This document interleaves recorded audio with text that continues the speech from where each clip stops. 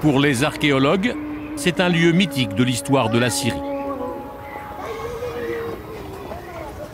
Puis on a vraiment une vue superbe de l'île d'Arwad, Ouais. quelques kilomètres de Tartous.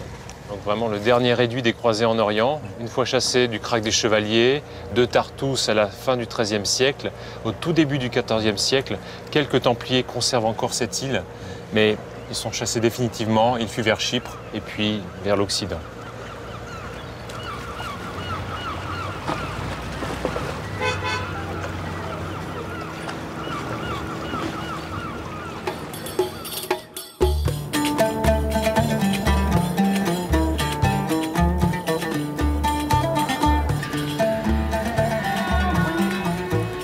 Le lendemain, nous arrivons à Damas, la plus ancienne capitale du monde.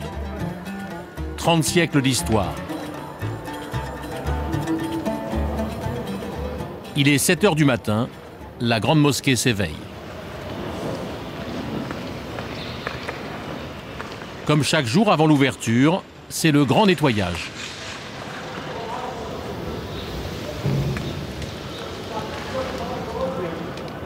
Commencée en l'an 705, la grande mosquée des Omeyyades est l'une des plus vénérées de l'islam. Son dôme du trésor est recouvert d'or et de mosaïques.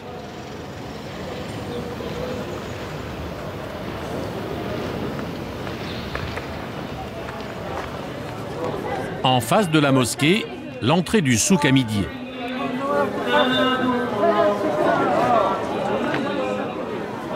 Édifié par les Ottomans à la fin du XIXe siècle, le souk hamidier est le plus important de la ville. Un dédale de ruelles avec chacune sa spécialité.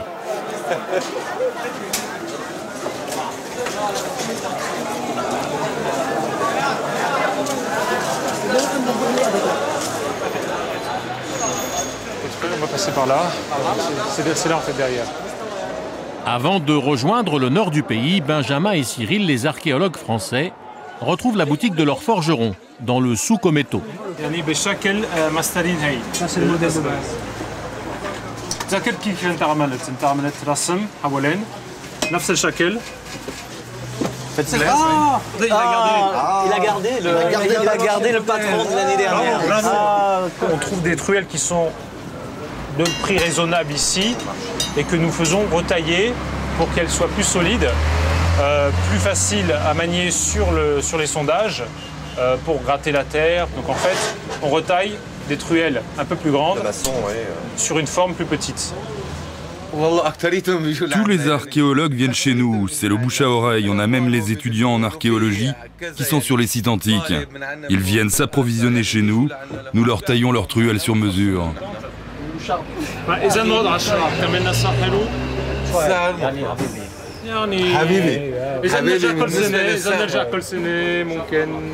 كبير وبعدين صغير.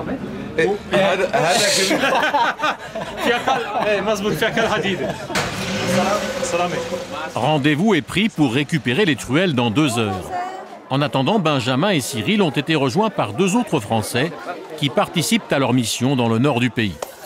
Je ne sais plus par où on passe, si on passe par là ou si on passe par là. À l'heure du déjeuner, c'est Benjamin qui choisit le restaurant dans la vieille ville. La fontaine était belle. Vous allez voir, la maison est magnifique. C'est une maison du 18e, transformée en restaurant. Vous allez voir, c'est superbe. Cette maison ottomane a été construite il y a 350 ans. On l'appelle Bet Jabri, la maison Jabri.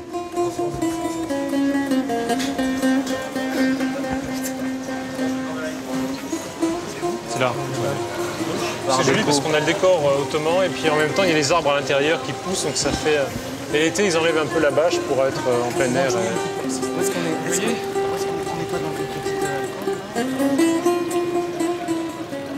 Il y a beaucoup de maisons ottomanes comme ça dans la vieille ville de Damas qui ne sont pas toutes dans le même état, donc qui sont dans un état beaucoup plus abîmé.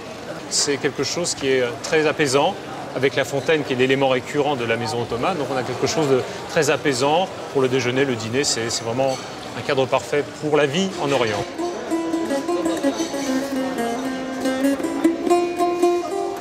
Le propriétaire des lieux, Raed Jabri, a eu l'idée de reconvertir sa maison d'enfance en restaurant.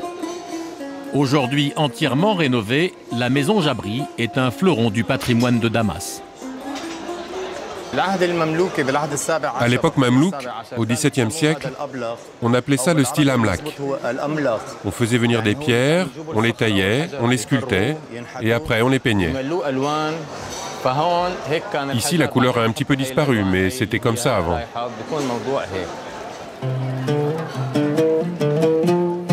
Héritée de son grand-père, négociant dans le bois, la maison de Raed fut abandonnée pendant 20 ans.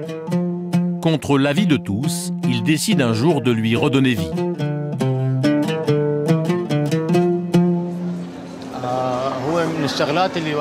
Pour moi, la difficulté était de ne pas dénaturer ce lieu 3 fois centenaire. Il était important de laisser la pierre telle qu'elle, juste la dépoussiérer et garder son altération par le temps. Regardez ces traces sur les murs. On les a nettoyées uniquement à l'eau, car je refuse d'utiliser des produits chimiques ou des machines de ravalement. Et si des traces de saleté persistent, je préfère que cela reste comme ça. C'est ce qui nous fait sentir que ce lieu a 300 ans d'existence.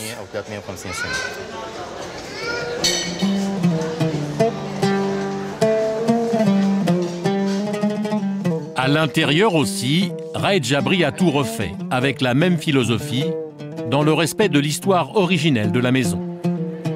Ces boiseries, par exemple, datent du XVIIIe siècle.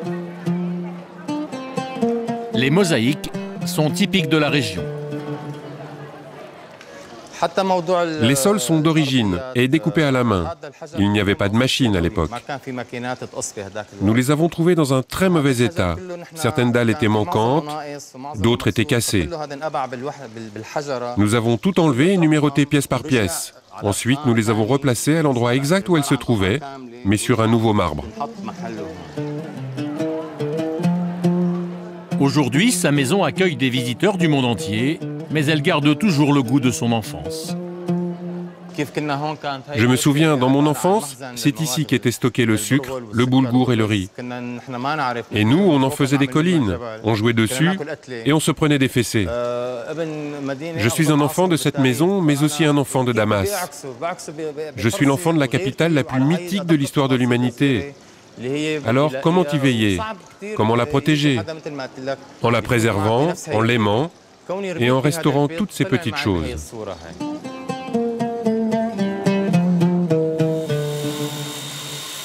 Retour chez le forgeron pour récupérer les truelles taillées pour les archéologues.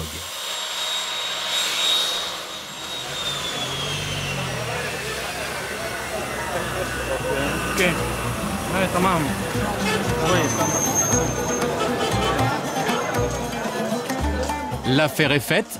Départ pour le nord de la Syrie.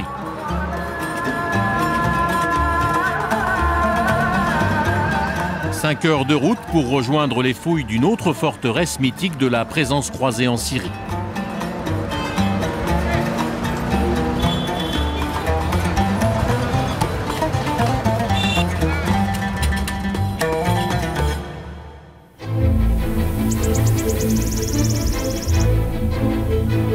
Au cœur des montagnes, perchée entre deux ravins infranchissables, cette forteresse est le plus grand château médiéval du Proche-Orient. 700 mètres de long et 100 mètres de large.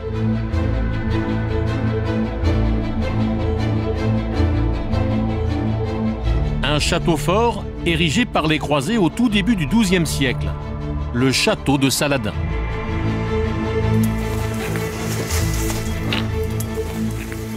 Benjamin Michaudel est le directeur de la mission archéologique syro-française, qui travaille sur ce château depuis 3 ans. Une dizaine de forteresses dans tout le nord de la côte syrienne. Aujourd'hui, avec son équipe, il va passer en revue les dernières découvertes. Une ouverture maritime pour la Comme chaque fois qu'ils reviennent ici, c'est toujours la même émotion. Une émotion encore plus grande au lever du soleil.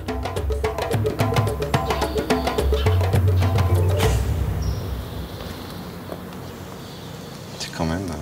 La transition est absolument surprenante entre la partie maçonnée et la partie naturelle qui est taillée, qui épouse la forme. Avec ces blocs là massifs, très larges, qui sont posés.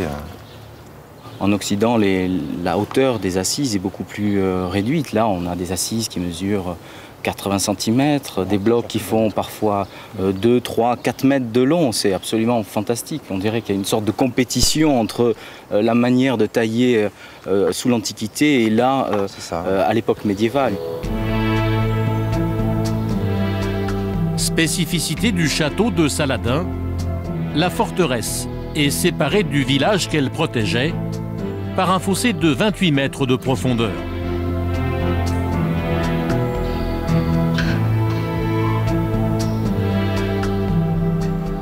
Avec une particularité exceptionnelle, au milieu du fossé, un pilier monolithique monumental.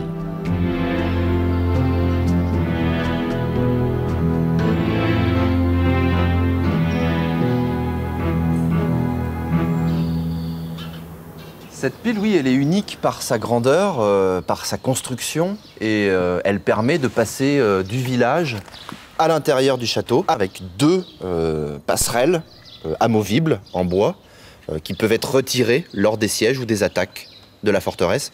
Cette aiguille, elle permet de transformer cet espace, cette aiguille et ce fossé, en un îlot inaccessible avec des falaises tout autour. Ça transforme le site en un site imprenable.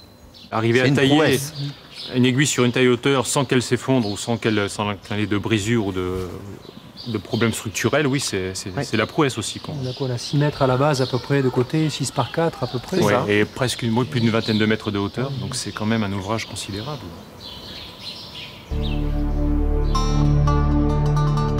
Le 26 juillet 1188, la forteresse croisée réputée imprenable tombe en 3 jours, sous les attaques répétées des machines de guerre de Saladin, le grand homme de guerre musulman.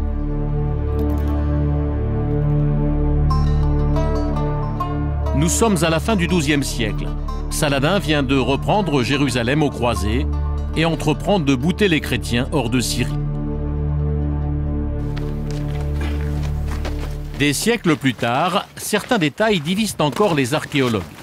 Voilà, un des boulets, un des nombreux boulets des machines de tir, un des boulets qui a peut-être servi pour le siège du château par Saladin à la fin du XIIe siècle, que je voulais vous montrer parce qu'il a une caractéristique intéressante. Il a un méplat. C'est ce méplat, voilà. C'est donc cette surface plane qui se trouve ici. Peut-être ça a été fait intentionnellement, parce que lorsque ces boulets à méplat sont projetés dans les machines, il y a une espèce d'effet d'inertie plus dévastateur lorsque ça touche le sol et les monuments. L'autre fonction, peut-être tout simple, du méplat, c'est lorsqu'on taille le boulet, on laisse un méplat ici, pour simplement faciliter l'empilement des boulets. Tout le monde n'est pas de cet avis. Philippe, lui, privilégie la thèse balistique. Comme ça, il roule pas en fait en l'air. Il fait des vagues comme ça, il avance comme ça le boulet en l'air. Non mais tout simplement. Il tourne pas comme ça, il fait comme une came. Nicolas, lui, reste sur son explication plus fonctionnelle. On a retrouvé en place des sites où on avait des boulets stockés empilés. C'est une fonction pratique, toute simple. Uniquement de la série de boulets au sol. Oui. Les autres étaient ronds ou pas? Ou avec le méplat aussi? Ça dépend des boulets, il y avait des boulets qui n'ont pas de méplat. Oui, mais si tu as un arrondi qui est au sol, ça roule. Donc il faut qu'elle soit bloquée, la pierre. Et voilà. Effectivement, la logique de stockage, à mon avis, c'est la plus évidente. Pour le stockage, faut pas chercher horizontal de tous les blocs, pas pour une superposition des blocs, on est d'accord. Direction maintenant l'extrémité sud du château. Benjamin veut vérifier l'avancée d'une autre partie des fouilles. Elle concerne les quartiers du château qu'ont occupé les Francs pendant plus de 80 ans. Le chantier de fouilles se trouve sur les ruines d'une église. Donc on a peut-être là une autre tombe, une 4e tombe. Ici on a 3 tombes qui sont près de l'accès ouest et là on a peut-être une tombe qui est contre l'accès sud. Peut-être. Mais là, ce type de dallage, ce type de dalle de pierre, on n'a pas ça sans le reste du sondage, donc ça pourrait être... Hassan جبتنا من الشام جيب الشباب ممتاز أصغر يعني من شان التار بالقصي هذا كويس الحجار يستخدمون للتراب القوي خذ يا ماجد Remontons un peu l'origine de familles françaises, pourquoi pas, ou européennes, qui ont fini leur jour ici. Peut-être plusieurs ancêtres francs, des familles qui sont installées ici pour des dizaines d'années, voire davantage, des générations même, qui ont vécu en Orient, qui se sont installées et qui sont mortes ici. afin de nous aider à visualiser tout le travail qu'il reste à accomplir. Benjamin et son équipe nous font prendre un peu de hauteur.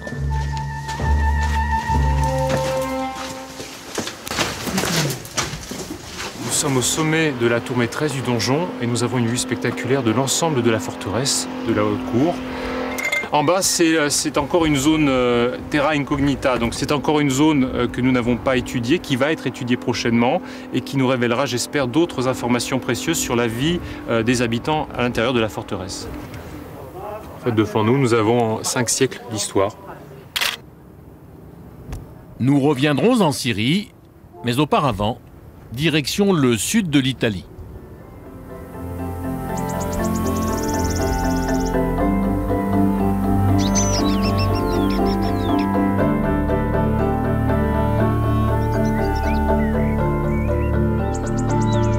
Nous partons à la découverte d'un autre trésor de la Méditerranée, Matera. Une ville entièrement creusée dans la roche et habitée presque sans interruption depuis 10 000 ans.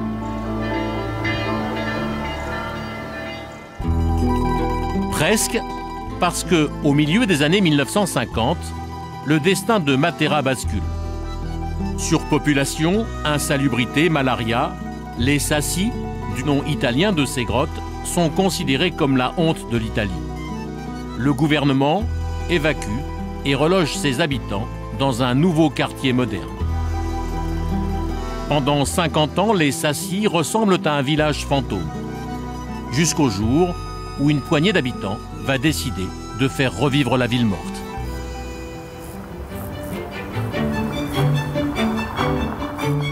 En 1993, Matera devient patrimoine mondial de l'UNESCO. Aujourd'hui, les Sassi retrouvent une nouvelle vie. Dans cette zone encore en ruine, rien ne laisse soupçonner qu'un hôtel de charme vient d'ouvrir. C'est le rêve de Margaret Berg, une Polonaise tombée amoureuse de Matera. Ce matin, elle travaille sur la décoration de sa dernière chambre. En tout, elle a restauré déjà 15 grottes comme celle-ci. Franco, tu vois, c'est là que je voudrais installer un coffre. Moi, je pensais le mettre ici, devant le lit, de façon à ce qu'on puisse y mettre la deuxième couverture ou les 2 coussins supplémentaires. Mais je me demande si ça ne gêne pas un peu le passage. Il faut faire un essai pour se rendre compte. Ou alors, on peut le mettre devant ce mur-là, derrière. J'ai fait exprès d'éliminer tout le confort moderne, comme le réfrigérateur ou la télévision. Et d'ailleurs, jusqu'à maintenant, personne ne s'en est plaint. Mon idée, c'est la sauvegarde du patrimoine rural, qui a été un peu négligé jusqu'ici. Ici, avant la restauration, c'était complètement abandonné, avec toute la magie de l'abandon. Une chaussure jetée là, un arbre qui avait poussé. Une cuisine avec encore un manteau de quelqu'un accroché, comme s'il venait juste de sortir. C'était très émouvant. Il y a seulement 60 ans, des familles entières vivaient dans ces grottes. Jusqu'à 10 personnes, souvent avec des animaux. Aujourd'hui, la métamorphose est totale. Rien à voir avec ce que Franco a connu dans son enfance. Moi, j'ai connu les Sassi quand j'étais tout petit, parce que mes grands-parents y vivaient et je passais beaucoup de temps chez eux. Je me rappelle ces pièces avec des lits très hauts, avec des matelas faits de feuilles de maïs qui crissaient quand on jouait dessus.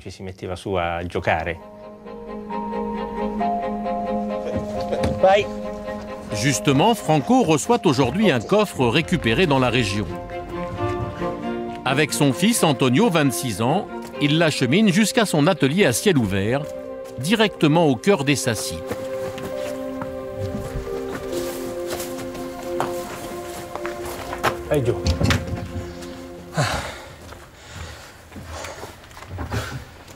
Antonio Manicone est un passionné d'histoire, et en particulier de l'histoire de sa ville natale. Depuis que je suis tout petit, mon père a toujours essayé de me faire apprécier les objets anciens, en m'emmenant avec lui partout, en me montrant son travail. Donc il y a toujours eu cet attachement pour les choses historiques. Oui, c'est mon père qui m'a transmis ça.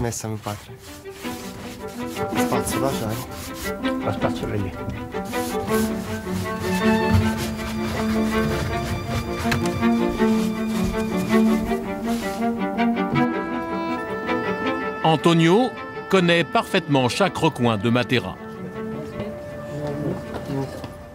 Il aime faire visiter sa ville aux clients de l'hôtel de Margaret. Aujourd'hui, il guide un couple de Français originaires de l'Aveyron. Là, on est au cœur des Sacy. Dans la ville ancienne, la vie s'organisait autour de petites cours, des patios comme celui-ci.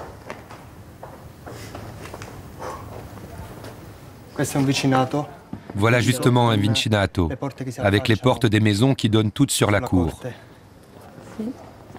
Une cour qui est commune à plusieurs habitations, c'est ça? Oui, les gens vivent comme ça, tous ensemble. Parce que les familles vivaient les unes avec les autres. Hein?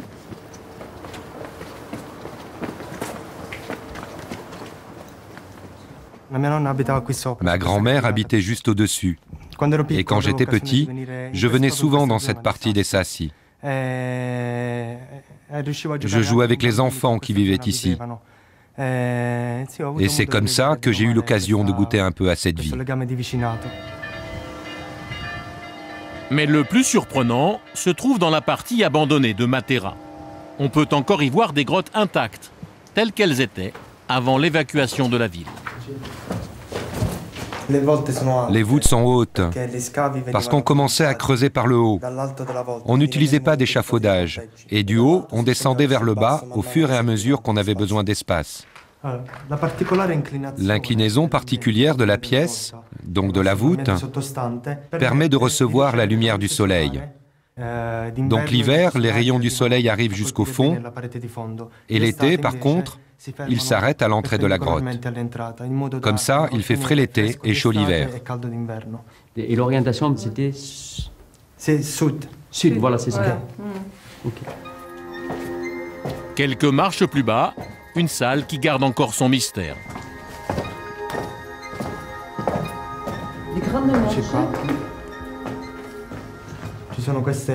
Ici, on pense que c'était une mangeoire, ou bien un endroit où les animaux pouvaient dormir. Mais ça pouvait être utilisé aussi comme une cave ou un débarras. Pour les gens, pas pour les animaux. Les animaux ne venaient pas là, puisqu'il y avait un escalier, tout ça, ils ne pouvaient pas descendre. Mais si, les animaux sont capables de descendre les marches.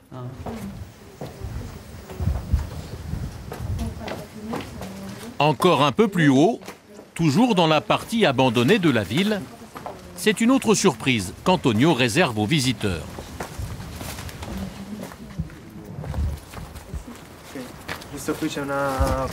Ici, il y a quelque chose de très curieux. Qu'est-ce qu'on va découvrir? Si vous n'êtes pas trop impressionnable. Oh! Voici comment, avant, on enterrait les morts à Matera. Oh! C'était un cimetière? En fait, il n'y avait pas de cimetière à l'extérieur de la ville.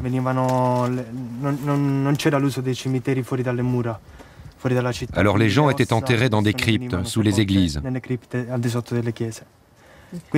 Et donc aujourd'hui, on retrouve des ossuaires. Fin de la visite pour le couple français. Demain, Antonio les amène à l'extérieur de Matera.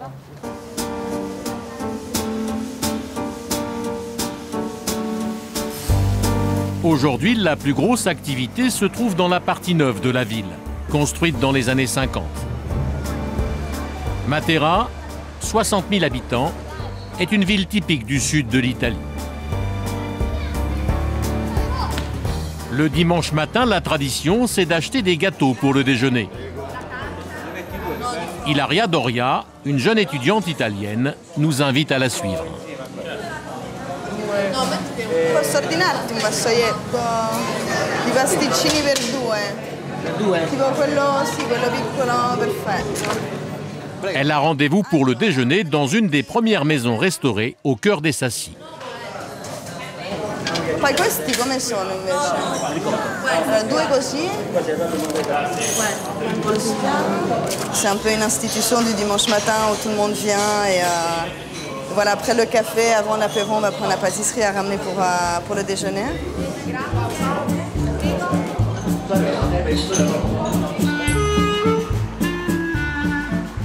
Ilaria veut nous faire découvrir la maison de Patrizia Capriotti. Patrizia est une des premières à être venue repeupler les Sassi il y a 20 ans. Vieni, entra. Prego. Wow. Ti piace? Non c'era mai venuta. Vieni. Qui lavoriamo. Questa è la faccio e questa è la fuori. faccio, sì, sì. Wow. Questa è la nostra. Et voilà, ça c'est notre vue. Diciamo, questa è la parte più alta. On est dans la partie la plus haute de la maison. Ed è molto bella. C'est très beau. E, diciamo, di qua On voit tout Matera. Sì, En fait, on voit jusqu'à la Murgia d'ici, on voit tout. si vede tutto. Grazie. Così En vediamo 1990, questi l'architecte débarque de Rome avec son mari et tombe amoureuse des Sassi. Vuoi un caffè? Con piacere. Le couple décide de s'installer. E questa invece era un'altra Ici, tu vois, c'était une maison. Toute petite, mais c'était une maison. Soltanto Juste cette pièce, là. Oui, cette pièce et une autre qui est derrière. Les maisons étaient comme ça à l'époque. Alors moi, petit à petit, je les ai achetées et reliées entre elles. Andiamo fuori perché fa un caldo oggi tremendo. Oggi è una giornata estiva. Caldissima. Fuori forse si sta meglio. Andiamo. Ma dopo una vita nei Sassi, tu Et non si c'était à refaire, tu irais vivre ailleurs? No. Nonostante Malgré les difficultés de la vie quotidienne, faire les courses, emmener les enfants à l'école, la difficulté de trouver une place de parking, moi j'adore vivre ici dans les Sassi. Ça me plaît et je ne changerai pour rien au monde. Patrizia, par son exemple, a participé au mouvement de retour et aujourd'hui déjà plus de 1000 personnes sont venues revivre dans le vieux Matera. Nous, on n'avait pas envie de vivre dans quelque chose de moderne. On voulait vivre dans un lieu chargé d'histoire, un lieu de paix, de silence, de proximité avec la nature. Et ça, vraiment, c'est quelque chose qui me donne de l'énergie. Quand il fait beau, comme aujourd'hui, sous le soleil, mais sous la pluie et sous la neige aussi. Pour moi, c'est toujours beau. Ça me ressource, ce paysage particulier, chargé d'histoire. Comment dire? J'ai le cœur qui s'ouvre et je pars travailler avec beaucoup d'énergie.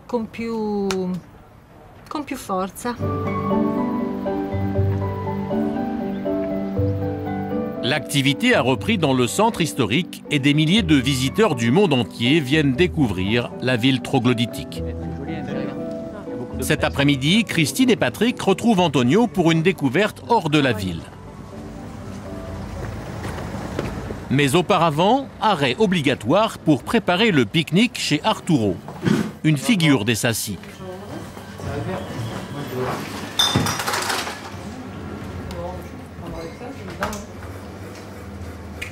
Outre le fait d'avoir ouvert son épicerie au cœur de la vieille ville, qu'est-ce que tu nous proposes? Alors je peux vous préparer des panini avec de la mortadelle par exemple.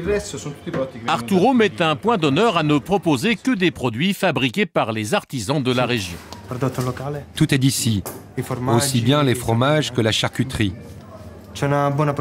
Ici, il y a une bonne production de produits du terroir, fromage, gastronomie, mais aussi les légumes. Ça, c'est comme de brebis, ça, non? C'est ça? Et celui-là, ce fromage, c'est quoi? Ceux-ci, ils sont moitié chèvre, moitié brebis. Tout ça, c'est des fromages de chèvre. Macérés dans le vin, au safran, épicés, avec de la coriandre, de l'origan ou du thym. Ouais, il faudrait tous les goûter. Et encore, ce n'est qu'un échantillon. Il n'y a pas que ça. Pour Arturo, vivre à Matera, c'est vraiment une histoire d'amour. Moi, je suis originaire des Pouilles et Matterran d'adoption. Vous êtes tombé amoureux de Matera? C'est surtout d'une fille de Matera dont je suis tombé amoureux.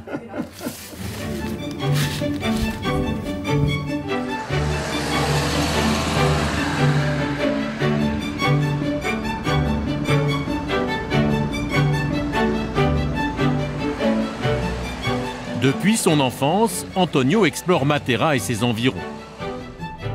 Aujourd'hui, il est en route pour faire découvrir à Christine et Patrick un endroit secret qu'ils ne partagent qu'avec de rares initiés.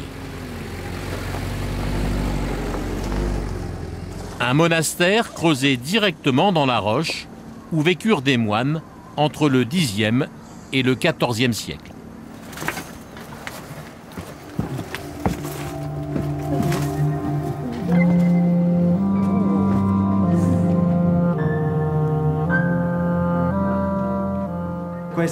Voilà les parties communes du monastère avec la zone absidiale où les moines pratiquaient le culte.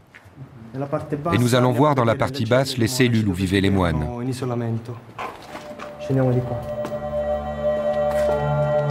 Première surprise de la visite, ce sont ces fresques datées de 1839.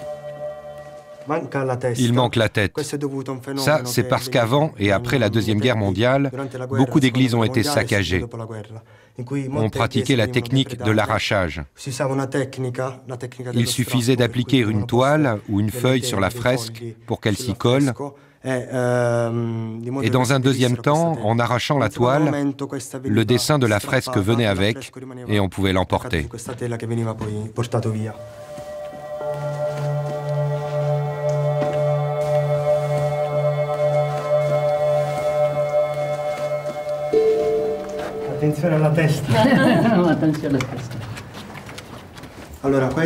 Ici, nous sommes dans une petite chambre, sans doute utilisée par un des moines qui vivaient dans le monastère.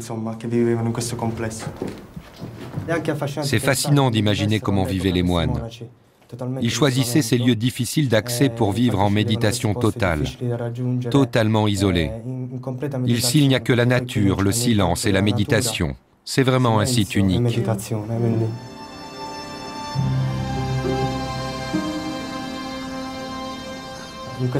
Les moines retrouvaient ici un paysage qui ressemble à la Cappadoce, leur pays d'origine.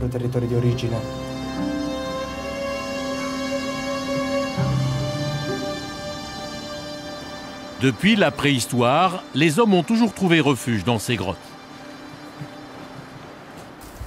Ok, c'est ça. Fin de la visite, mais avant de rentrer, Antonio a un autre trésor de la région à faire découvrir. Des figues de Barbarie. Madame. Merci, Antonio. Alors C'est bon. C'est délicieux. Ok. Ah. C'est le bonheur, ça, Antonio?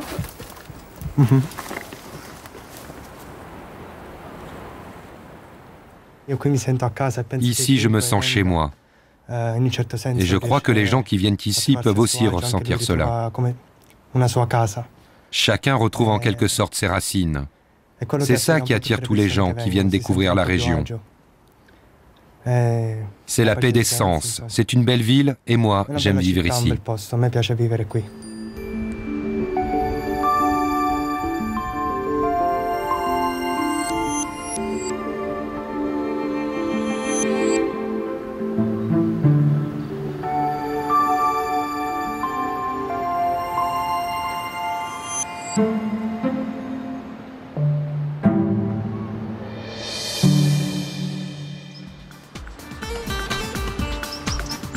Le lendemain, nous avons rendez-vous devant un kiosque à journaux avec Lorenzo Rota. Cet architecte est le maître d'œuvre de la réhabilitation des vieux quartiers de la ville. Né à Matera il y a une soixantaine d'années, lui aussi a décidé de participer à la renaissance des Sassi.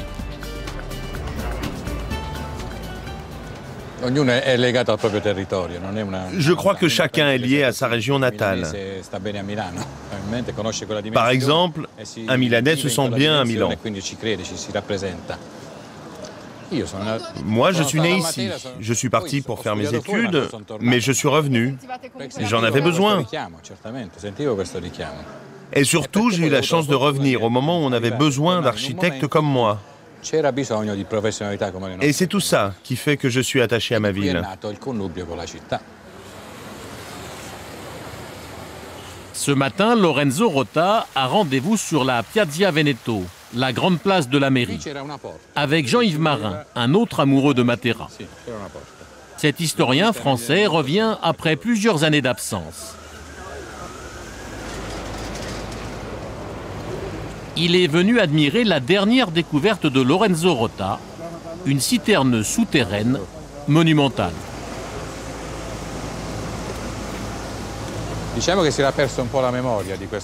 On avait complètement oublié l'existence de cette citerne pendant plusieurs dizaines d'années, pendant des générations. Certains savaient et d'autres pas. En tout cas, on ne savait pas exactement ce qu'il y avait là-dessous. Alors on a commencé à creuser, à nettoyer cet espace rempli de gravats et de terre. Et quand on a fini par tout enlever, on a découvert cette énorme caverne pleine d'eau. Aujourd'hui, Jean-Yves Marin a le privilège de découvrir ce lieu unique, encore fermé au public. La grande découverte. Matera. Nous sommes sous la place principale de la ville, et cette structure entièrement souterraine a été réalisée en reliant entre elles, horizontalement et verticalement, une série de grottes préexistantes. Et le résultat, c'est cette cathédrale rupestre, cet espace magnifique. Avant l'arrivée d'un aqueduc dans les années 20, cette citerne était l'unique réservoir d'eau de la ville, capable de contenir 4000 mètres cubes d'eau de pluie.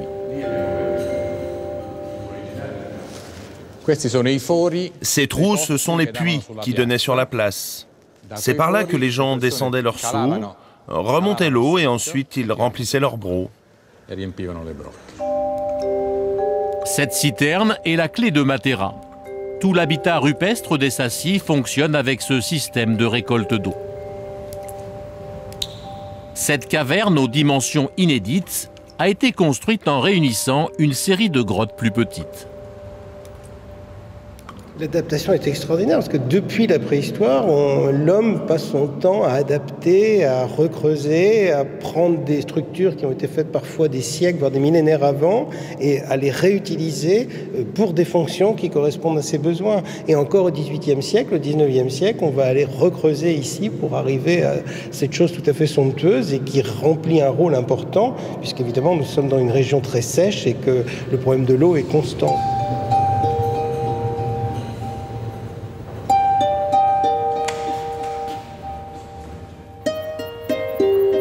À chacun de ces passages à Matera, Jean-Yves Marin retrouve l'émotion du premier jour. On est vraiment dans un des lieux constitutifs de l'Europe. C'est peu connu, mais c'est tout à fait fondamental. Depuis 5000 ans, ici, il y a une stratification d'habitation. Et comme la roche est dure et comme on est dans des grottes, eh bien, on enlève, on remet et on trouve malgré tout des équilibres. Il faut penser qu'à plus de 10 000 ans, il y a déjà, au Paléolithique, il y a déjà des habitants ici. Et la stabilisation de l'habitat se fait à peu près à 5000. C'est-à-dire 5 millénaires complets d'occupation jusqu'à aujourd'hui. Il y a très peu d'endroits où on peut trouver des choses comme ça. Lorenzo Rota, l'architecte, veut maintenant montrer à son invité de marque une deuxième découverte. Elle se trouve dans cette cathédrale. En travaux depuis plusieurs mois, son plafond vient juste d'être restauré. Mais c'est sur d'autres murs qu'est apparue la surprise. Ce qu'il faut savoir, c'est qu'à l'origine, cette cathédrale était entièrement couverte de fresques. Et ils ont retrouvé ici, en démontant un panneau de l'autel, cette fresque originale.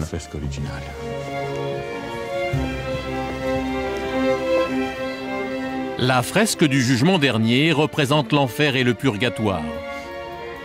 Elle date de la fin du XIIIe siècle.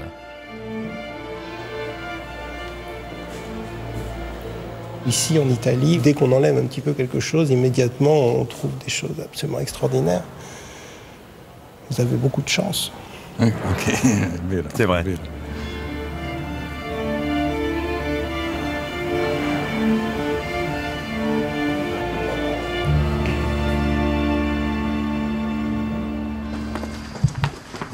Avant de quitter Matera, Jean-Yves Marin a rendez-vous en contrebas de la vieille ville avec Antonio, le fils du menuisier, pour une dernière découverte. Une église rupestre perdue dans les montagnes, à quelques kilomètres d'ici. Matera, benissimo, ma non conosco il villaggio. Come si chiama là? Cristo la Selva. Cristo la Selva. È un bel posto, un po' nascosto. È molto bello però. Cachée dans les replis des montagnes de la Basilicate, l'église de Cristo la Selva. Ouverte aux pèlerins pendant les fêtes pascales, le reste de l'année, son propriétaire est le seul à pouvoir y accéder. L'historien français est conquis. Là, nous sommes au cœur du miracle de la Basilicate. Ces lieux totalement préservés, vraiment, il y a encore une présence humaine très très forte. C'est tout à fait somptueux. Ho notato il confessionale, quanto è bello.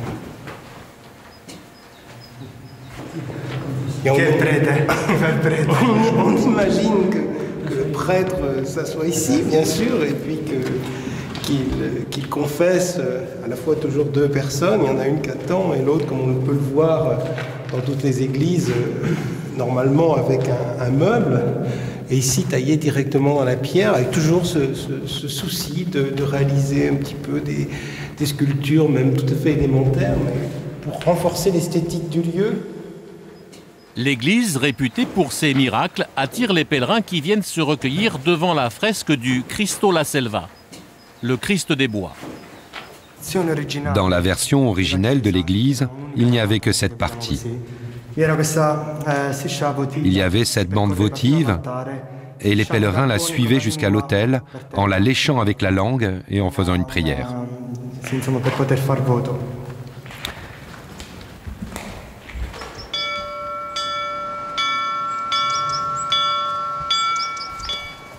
Allons voir le petit lac. Jean-Yves Marin n'est pas au bout de ses surprises. Autour de l'église, les grottes abritent d'autres trésors inattendus.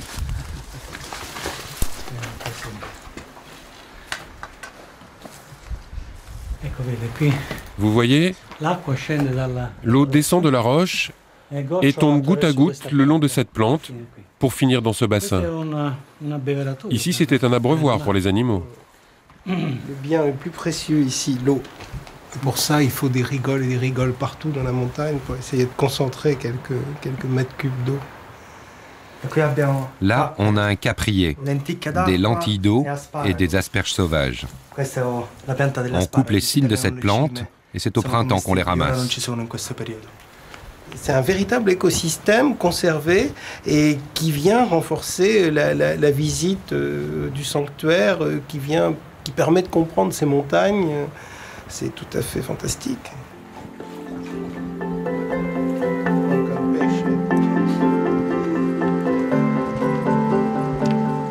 Dernière surprise de la journée, à quelques centaines de mètres au-dessus de l'église, un autre vestige. Une pierre tombale en équilibre au bord du ravin. C'est une tombe de l'âge de bronze. À cette époque, quand les personnes mouraient, on les enterrait le plus haut possible, en direction est-ouest. Et ça, c'est parfaitement est-ouest. Vous vous imaginez depuis combien de temps cette pierre est comme ça, en équilibre ? Plusieurs milliers d'années. C'est un endroit magique, parce que c'est une découverte perpétuelle, comme tout le territoire matéran. Des lieux comme ça se découvrent peu à peu. On ne peut pas venir à Matera et penser tout découvrir en quelques jours. Ce sont des découvertes qui se font tout doucement, au fur et à mesure. Et même moi qui y vis, je continue à découvrir de nouvelles choses. C'est ça qui est magique ici.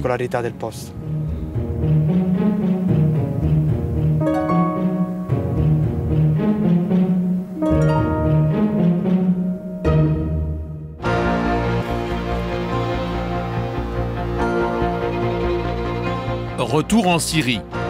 À 100 km des côtes, le plateau du Hauran.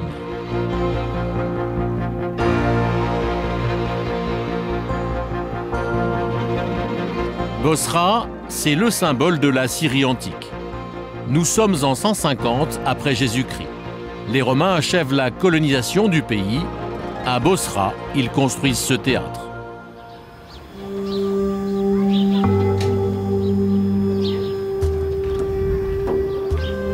C'est aujourd'hui un des théâtres romains les mieux préservés du monde.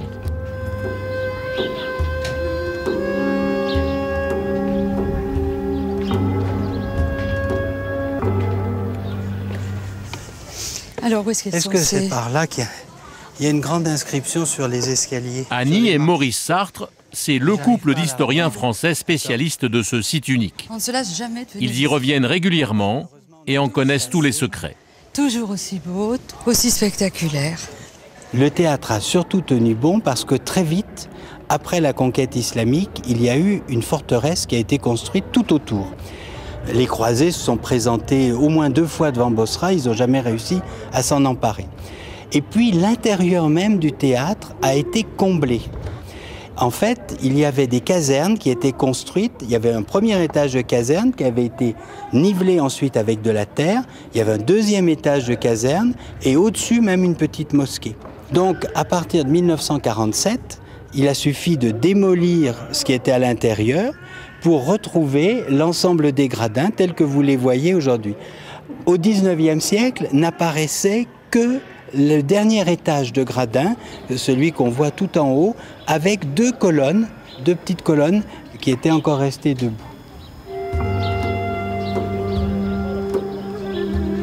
« 9000 spectateurs pouvaient prendre place sur ces gradins face à la Seine.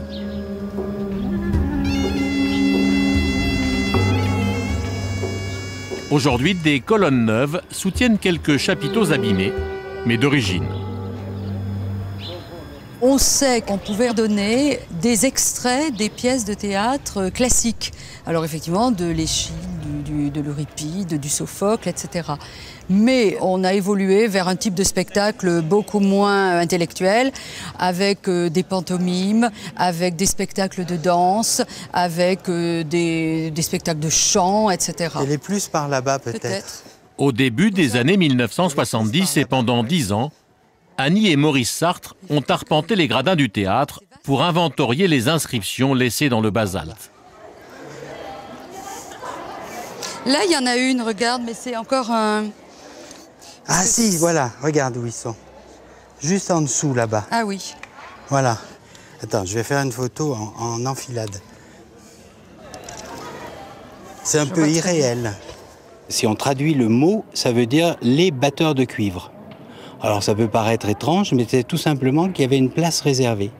Et dans ce théâtre, à plusieurs endroits, il y a des noms d'associations professionnelles qui montrent que ces gens-là avaient des places réservées au théâtre.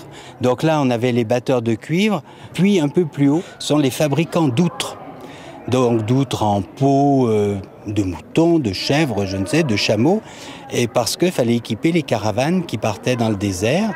Et puis la troisième association qui est bien représentée ici sont les bijoutiers.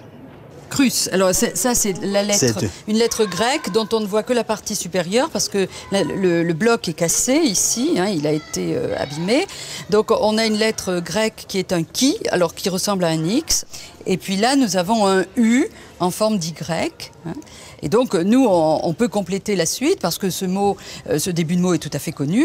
Chrysos, c'est l'or. C'est l'or. Et c'est le début du mot pour signifier qu'il s'agit des bijoutiers. Il n'y a pas d'inscription qui ne transpire pas de l'histoire, en quelque sorte. Même les plus banales, quelqu'un passe à côté de ça, il dit, bon, c'est rien. Oui, eh bien non, c'est pas rien, c'est jamais rien. C'est toujours de l'histoire. Depuis 50 ans seulement, le théâtre a retrouvé l'aspect qu'il avait au temps de l'Empire romain. Et avec lui, c'est toute la ville antique qui a été révélée ces dernières années. Bosra, c'est aussi une ville de 5000 habitants qui continue à vivre au milieu de ses vestiges, véritable millefeuille de l'histoire de la région. Il reste beaucoup à découvrir de Bosra. Plusieurs chantiers de fouilles archéologiques internationaux ont participé au décryptage de la ville. Pierre-Marie est un autre spécialiste français du site.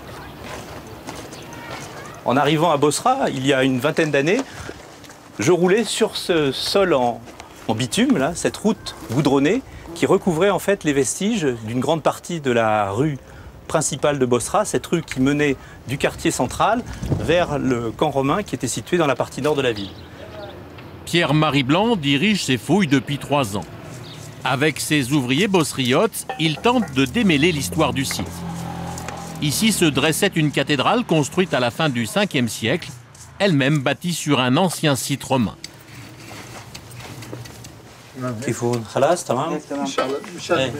Il est très important sur un site comme ici, qui a cette complexité de chronologie relative, que tous les acteurs de la fouille, c'est-à-dire les ouvriers comme nous, on comprenne ce qui se passe.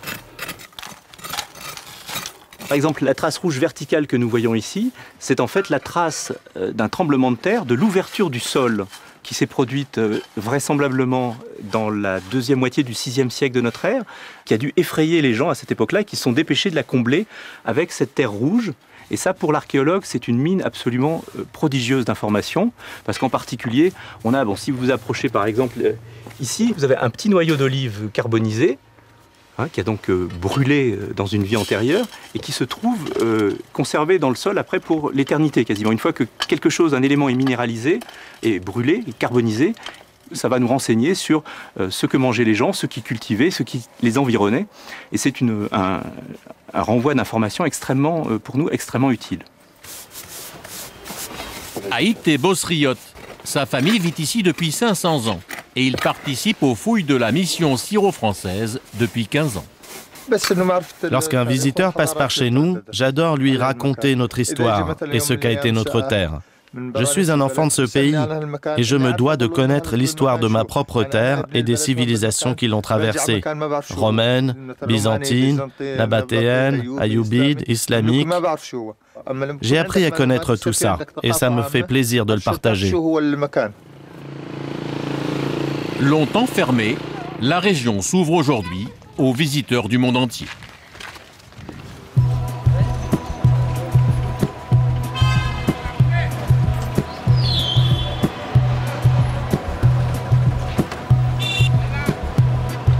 Direction Alep, au nord de la Syrie, la deuxième ville du pays, mais surtout une cité mythique, carrefour entre les civilisations. Chrétiens, musulmans, toutes les communautés vivent ensemble à Alep.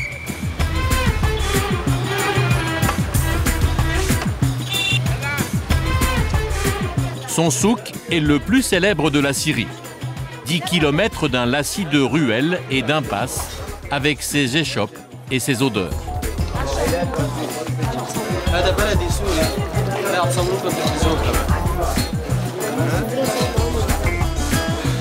Zena Sabag connaît le souk par cœur.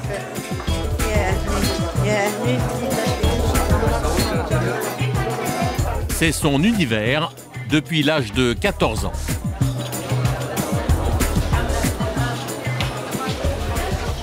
Ça me fascine toujours cette beauté. Et je connais les gens en plus, ça fait longtemps que je les connais. Je bavarde, voilà des amis à moi, Salami. Je rencontre. Eh ben, mes amis, je viens, on discute. Et voilà, c'est la partie, c'est mon calme. Voilà, c'est mon plaisir ici.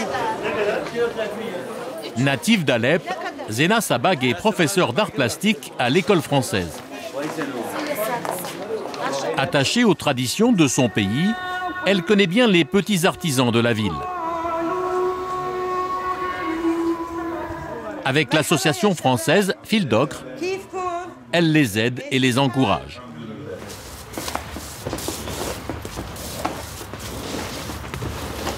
Aujourd'hui, elle retrouve ses protégés dans leur atelier de sérigraphie à ciel ouvert sur les toits de la ville.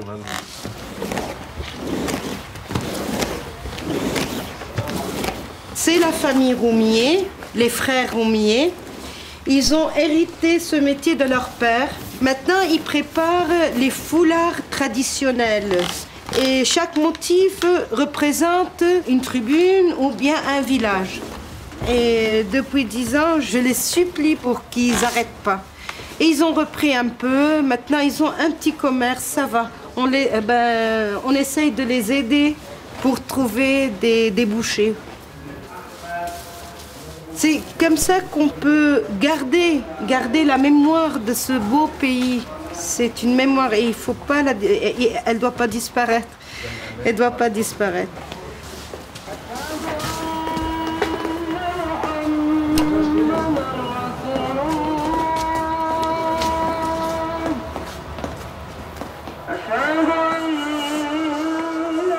Zena retrouve maintenant Ammar, le 6e fils roumier, tamponneur comme son père. Aujourd'hui, il est le dernier à Alep à travailler encore manuellement.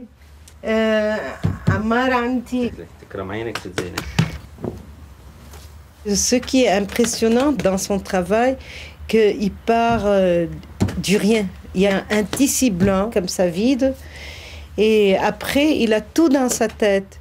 Il n'a pas besoin ni de mesurer ni de faire une composition. Il part par ses tampons, il les pose devant lui et voilà que la conception est faite. C'est ce qui est magique. C'est vraiment magique son travail. Je travaille au même endroit que mon père. C'est lui qui m'a initié et avec tout le respect que j'ai pour lui, pour rien au monde, je n'échangerai ma place. J'aime aussi ce métier parce qu'on l'exerce dans une certaine forme de solitude, de méditation, sans prononcer le moindre mot et absorbé par la création d'une pièce qu'on admire comme un objet d'art.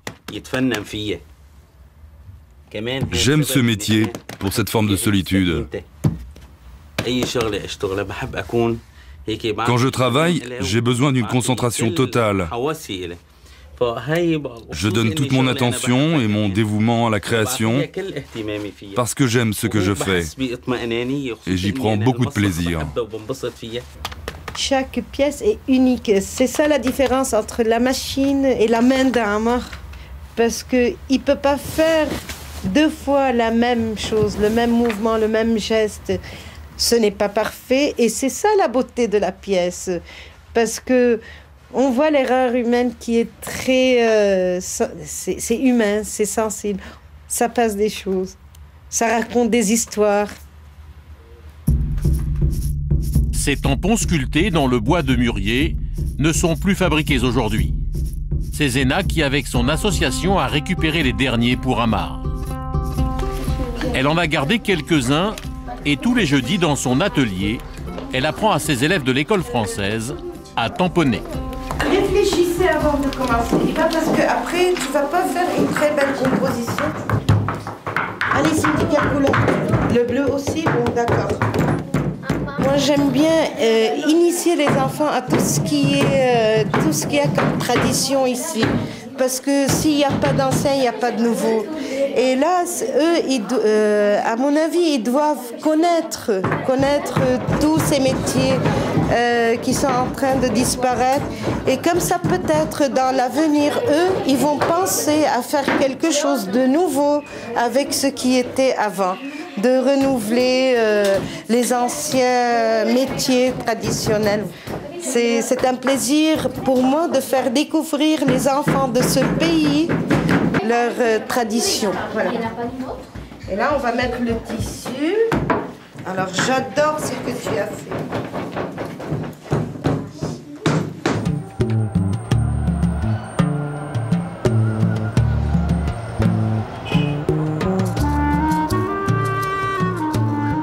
Ce soir, Zena a rendez-vous au cœur de la vieille ville, dans un tout nouveau restaurant. Elle retrouve un ami d'enfance, Krikor Zobian, arménien, architecte et francophone comme elle.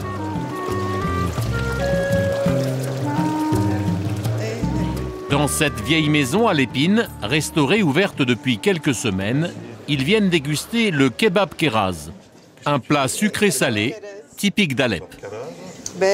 Tu sais, Coco, moi je connais très bien cette maison. Il y avait mes amis qui habitaient dans cette maison. Ils ont habité pendant 3 ans. Et ils habitaient de l'autre côté. Moi, je connais la famille d'origine qui était là. Hein? Oui. Ils étaient plusieurs. Petit à petit, la famille a éclaté. Ils sont allés s'installer dans des appartements. Puis ça a été repêché, puis arrangé. Magnifique. Une bonne restauration. Oui, oui. Le spécialiste du kebab Keraz, c'est lui, le chef Kamal. D'abord, je commence par préparer le pain. Et je le découpe en triangles.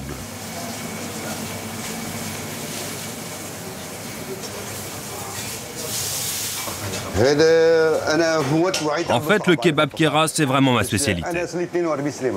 Ça fait 42 ans que je suis cuisinier. Tant qu'on a la santé, on continue. La clé de cette recette, c'est la sauce. Les cerises sont cuites dans le sucre. Et c'est à l'odeur que je sais si c'est prêt. Allez, passe-moi la viande. Alors maintenant, je verse la viande dans la sauce. Il faut que ça mijote. Mais attention, hein, à feu doux.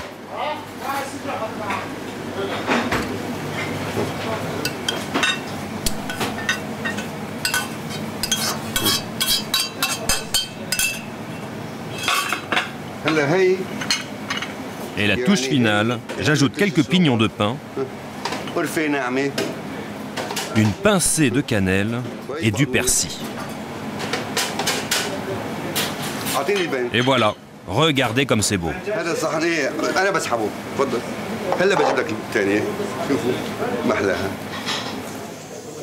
Allez, bon appétit. On a tout ce qu'il faut. Voilà. C'est magnifique. Magnifique, là.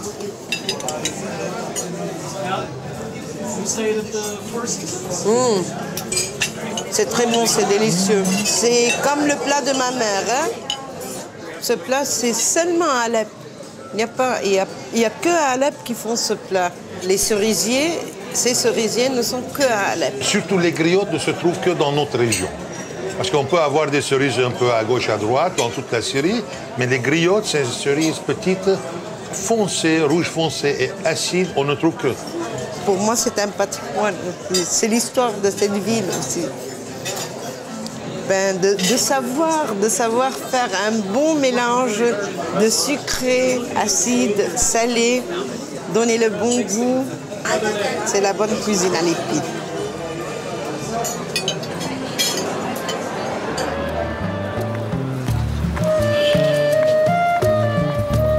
Le lendemain, Krikor Zobian, l'architecte arménien, a rendez-vous en ville. Plus exactement, à la maison Khazaleh. Il y retrouve Abou Ziad, son ami responsable de la restauration de cette grande bâtisse. Construite en 1691 par un riche arménien, c'est d'abord une demeure de famille, puis une école. Aujourd'hui, c'est le plus grand chantier de la ville. Mais pour Krikor, c'est surtout un souvenir d'enfance. En fait, je connais cette maison quand j'avais l'âge de 5 ans. Ma première année scolaire s'est passée ici, dans cette cour, dans cette école élémentaire arménienne. À la fin des travaux, cette maison deviendra le musée de l'histoire de la ville d'Alep. Abou Ziad est fier de montrer l'état d'avancement de la restauration à son ami Krikor. Oh,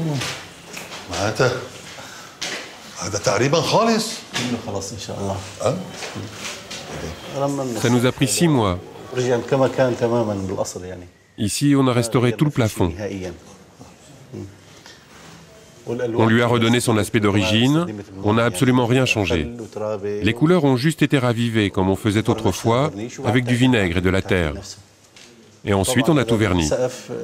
Quand on sait que ce plafond a plus de 240 ans, il est vraiment bien conservé. Il a fallu plusieurs mois à ses ouvriers pour redonner vie au plafond, en suivant les techniques ancestrales et les conseils d'Abou Ziad, le magicien de la restauration. Alors attends. Regarde, je vais te montrer.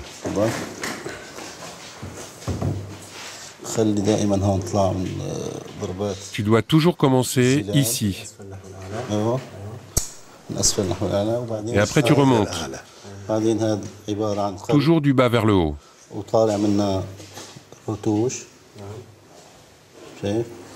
Après, ici, tu dois dessiner un cœur.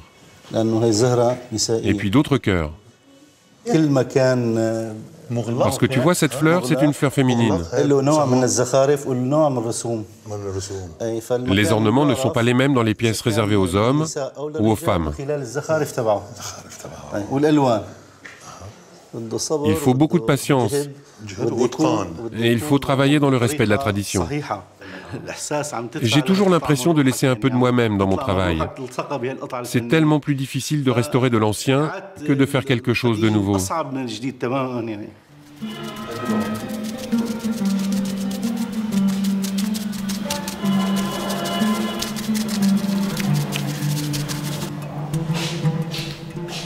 À côté du salon privé, la salle de réception. Mais ici, tout reste à faire. Ici, c'est la pièce principale, avec 3 parties bien distinctes. Au milieu, c'est la fontaine. Cette partie est toujours plus basse, car c'est celle dans laquelle on entre avec ses chaussures. Ensuite, on doit les enlever pour monter aux surfaces supérieures. La pièce n'a pas encore été touchée, elle est telle qu'on l'a trouvée. En maître de la restauration, Abou Ziad imagine déjà à quoi ressembleront ces boiseries dans quelques mois.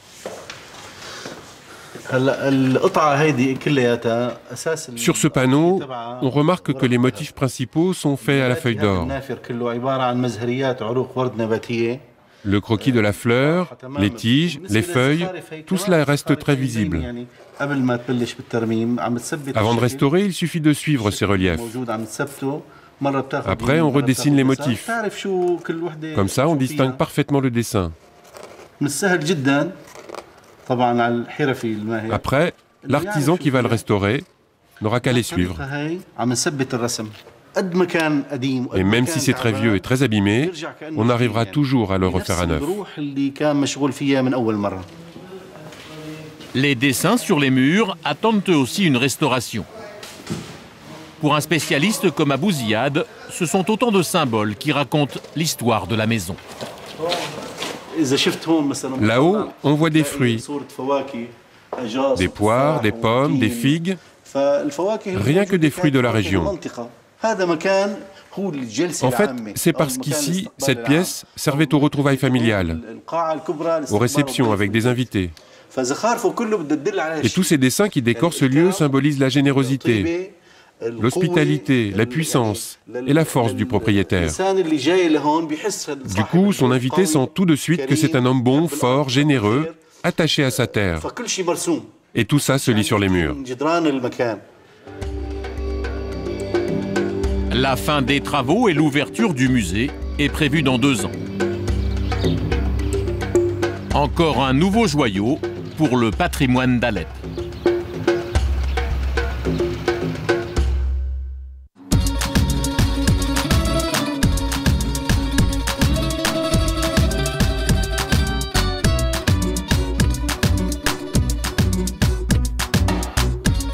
Dernière étape de notre voyage en Méditerranée, la Grèce.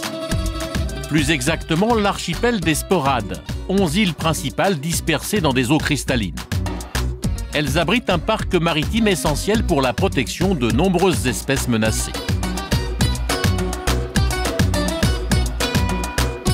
Alonissos est l'île la plus éloignée du continent. C'est ici que Vassilis Kouroutos a débarqué il y a 30 ans. Biologiste, il a participé en 1992 à la création du parc maritime, un endroit qu'il connaît parfaitement.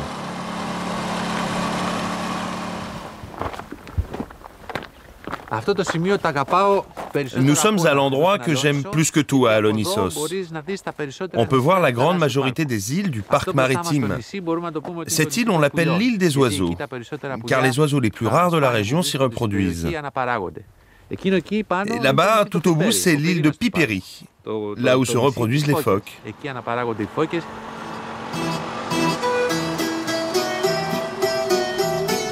Aujourd'hui, c'est ce patrimoine naturel exceptionnel et méconnu que Vassilis Kouroutos cherche à protéger, mais aussi à faire découvrir. À l'est de l'île, le marais d'Agios Dimitrios est un endroit unique dans l'Esporade, la seule lagune de bord de mer. Un site très important pour la région et pour toute l'Europe, car il est sur le chemin des oiseaux migrateurs, comme ces bergeronnettes en route vers le nord de l'Europe.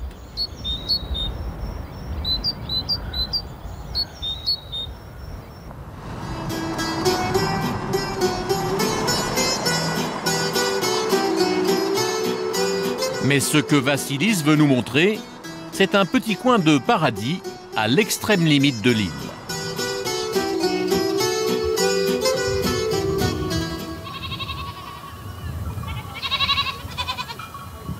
Un cap sauvage envahi par les chèvres.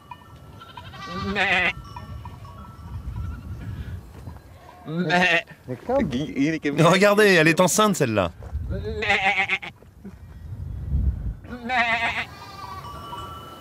À Alonissos, les chèvres vivent en liberté dans le maquis qu'elles consomment avec délectation. Elles sont si nombreuses qu'elles ont même modifié le paysage. Normalement, ce buisson devrait être plein de feuilles. Mais comme ces feuilles sont très jeunes et très tendres, voilà ce que les chèvres en ont fait. Elles ont tout dévoré. Il ne reste plus que les branches. Et celles qui restent, c'est uniquement parce que les chèvres n'ont pas pu les atteindre.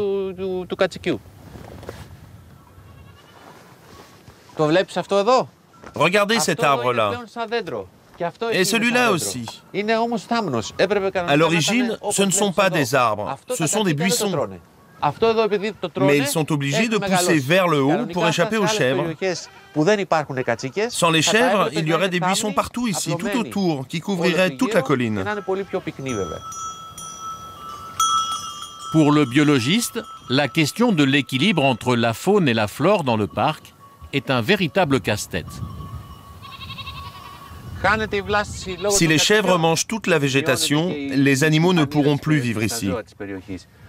Plus de végétation, c'est plus d'animaux, donc plus de biodiversité.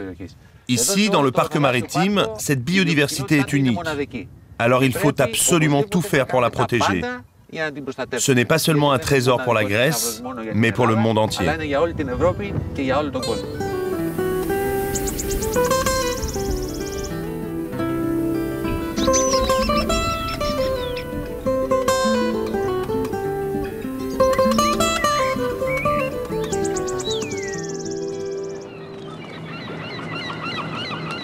8 heures du matin sur le port d'Alonissos. Vassilis part pour Skopelos, une autre île d'Esporade. Il doit retrouver un ami pour préparer la nouvelle saison touristique. L'île est à 1 heure de trajet.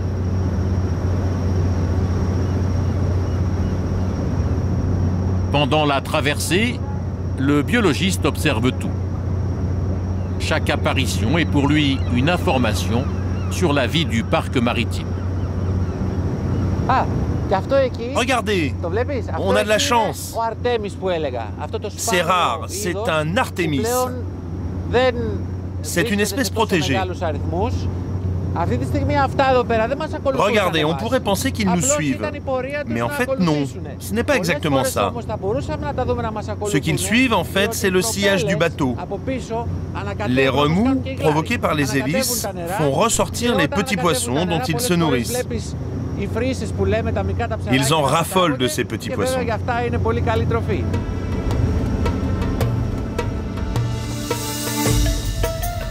Loin de l'image traditionnelle des îles grecques aux terres arides et aux maisons blanches et bleues, Skopelos. L'île la plus visitée d'Esporade, avec ses criques et ses monastères cachés dans des forêts de cyprès.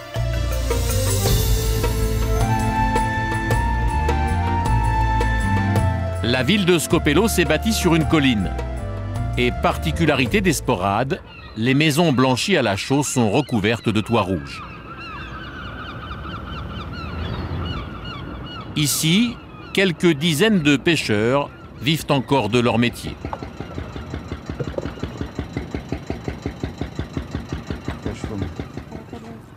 Vassilis retrouve Yorgos, un amoureux de l'île qui accueille les visiteurs pendant la saison touristique.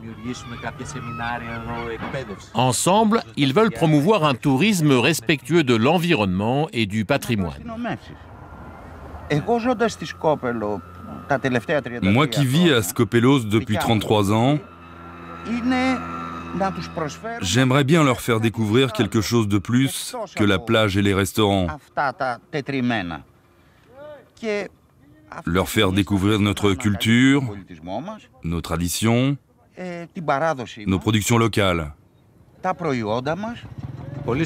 Beaucoup de gens pensent qu'une région protégée, ça veut dire qu'on la met sous cloche et qu'on y interdit toute activité humaine.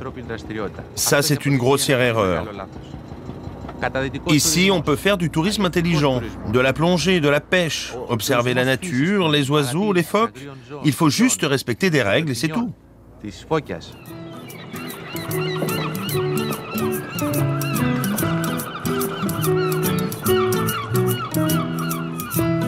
La ville de Skopelos abrite la grande majorité des habitants de l'île.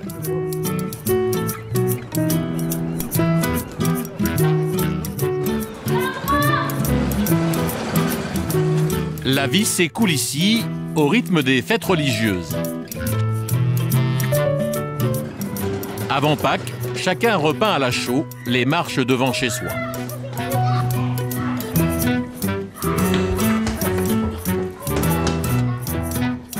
Ici, les églises appartiennent aux particuliers et la famille de Yorgos possède la sienne. À l'époque, il y a plus d'un siècle, on n'avait pas de voiture, pas de bateau, aucun signe extérieur pour montrer sa position sociale. Alors les gens, pour montrer qu'ils avaient de l'argent, faisaient soit construire une église, soit devenaient les parrains d'une église abandonnée.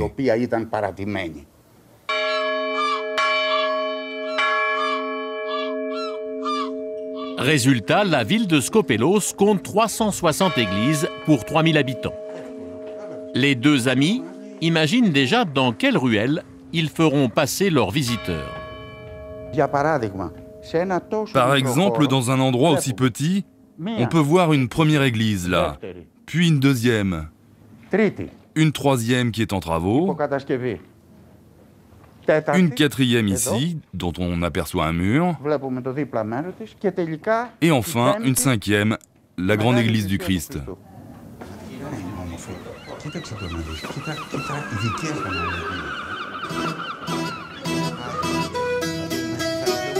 Maï, la femme de Yorgos, a rejoint son mari et Vassilis.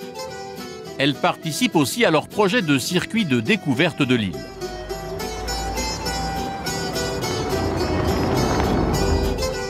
Après les églises de la ville, direction les montagnes.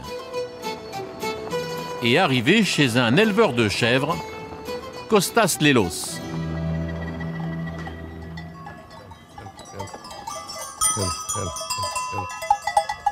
Hey! Γεια σου Μαχουλά μου, Γιώργο. Βασίλη. Τώρα πάμε να... Ici, on fabrique la feta à l'ancienne, une tradition que nos trois guides trouvent digne de figurer dans leur circuit de découverte de l'île.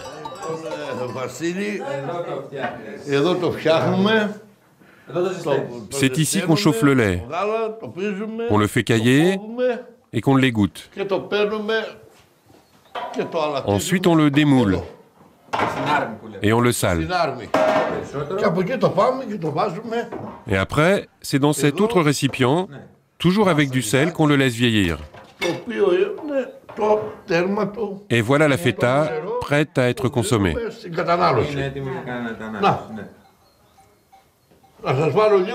Vous voulez goûter? Regardez. Je vous en coupe un morceau. Allez-y, servez-vous tous.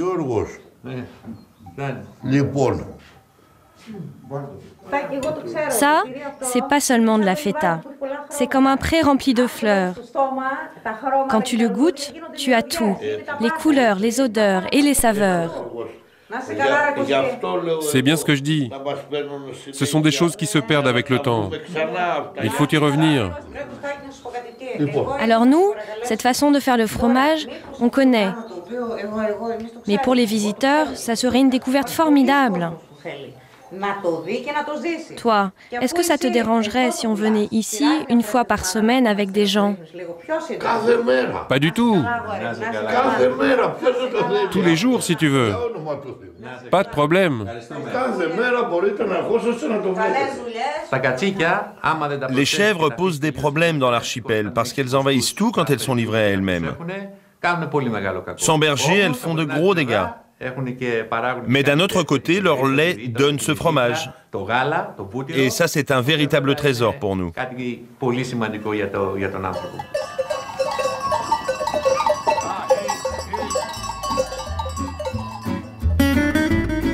Après les églises de Skopelos et le fromage de chèvre de Kostas, c'est la découverte du monastère de Santa Barbara que Yorgos veut proposer à ses futurs visiteurs. Un lieu spectaculaire, au bord d'une falaise, une chapelle fortifiée, entièrement entourée de bâtiments aux murs épais.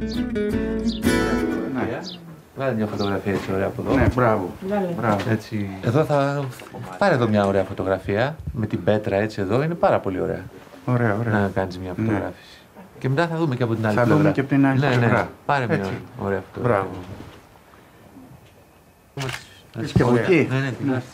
L'histoire de Santa Barbara est étonnante.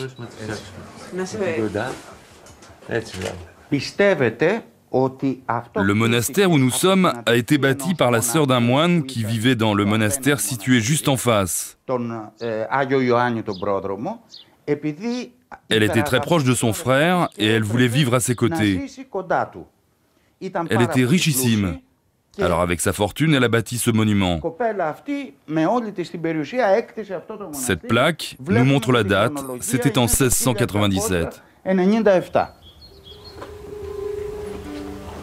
Ce sont les grands-parents de Maï qui sont à l'origine de la préservation de cette église.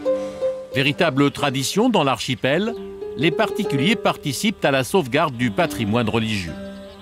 En échange, ils ont l'usage du lieu et le nom de leur famille y est mentionné. Regarde là, on peut voir notre nom de famille.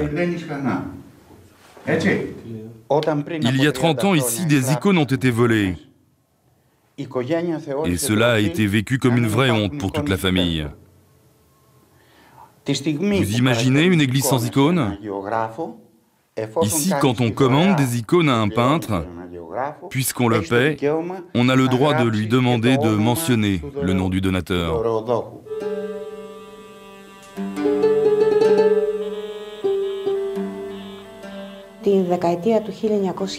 Cela a commencé en 1930 avec mon grand-père.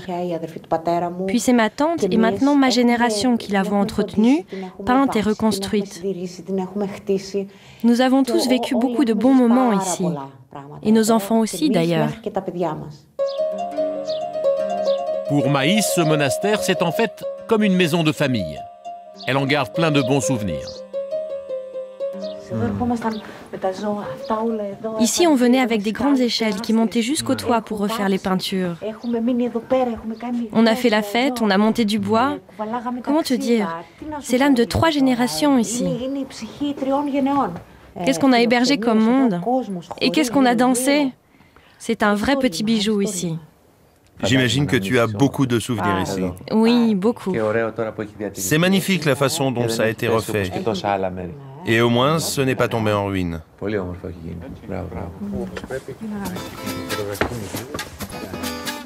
Dans quelques semaines, les visiteurs découvriront eux aussi ce petit bijou.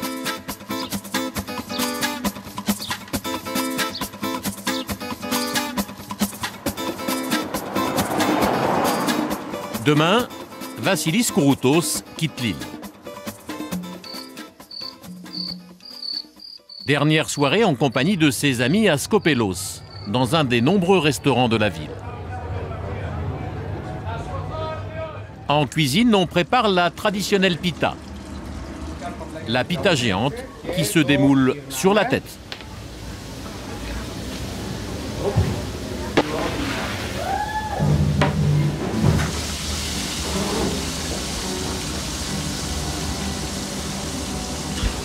Côté pâtes, Eleni maîtrise la technique depuis son enfance.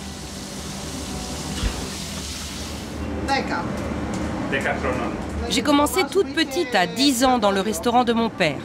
C'est là-bas que j'ai appris à faire la pita.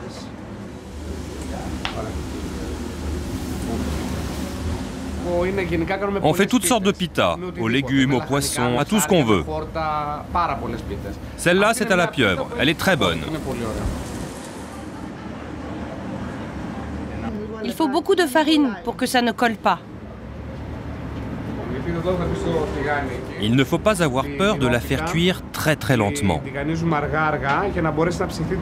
pour que le fromage soit bien cuit à l'intérieur. Je la retourne pour faire cuire l'autre côté. On la laisse un petit peu sur le feu pour absorber l'huile. Et il n'y a plus qu'à servir. Et comme toute bonne pita, elle doit être dégustée au son d'un air de rebetiko.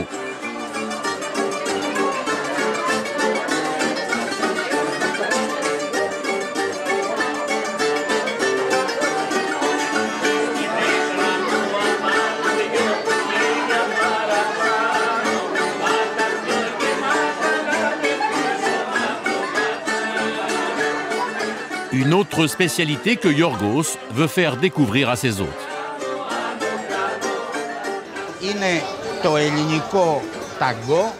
Le rebetiko, c'est un peu notre tango, notre fado. C'est un peu le blues grec.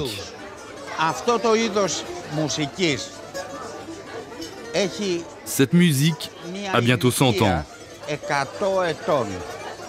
C'est la musique de tous les Grecs de la diaspora. Apporté par les réfugiés grecs expulsés de Turquie, le rebetiko est né à Athènes dans les années 20. Il s'est ensuite répandu dans tout le pays.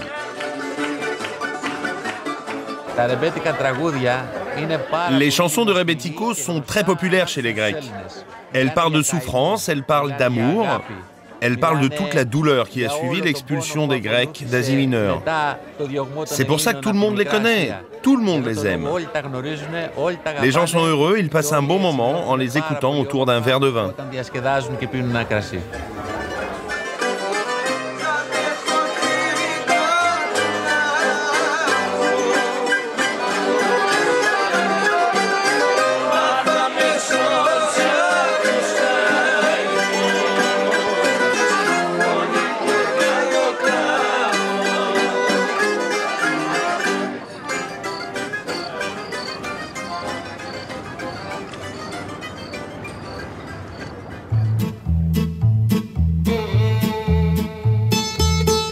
Un peu plus loin, sur la côte ouest de Skopelos, le chantier d'une maison en cours de construction. Une vaste demeure coiffée d'un toit de lauze monumental, dans la plus pure tradition skopélite.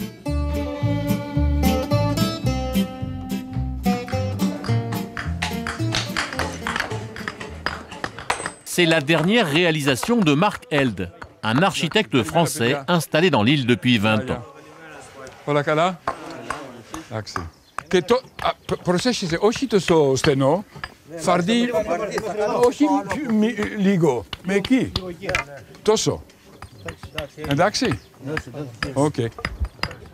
Les futurs propriétaires, des amis grecs de Marc, arrivent dans un mois. Ce matin, les ouvriers terminent ce mur de pierre sèche, comme on les faisait autrefois.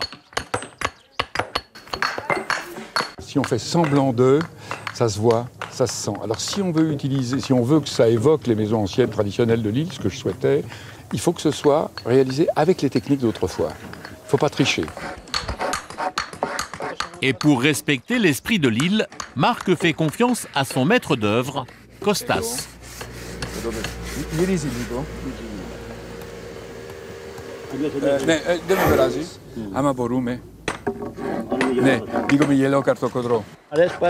J'aime vraiment mon travail. Je le fais depuis longtemps. Avant moi, mon grand-père l'a fait, puis mon père. Et maintenant, il y a mon fils qui s'y met.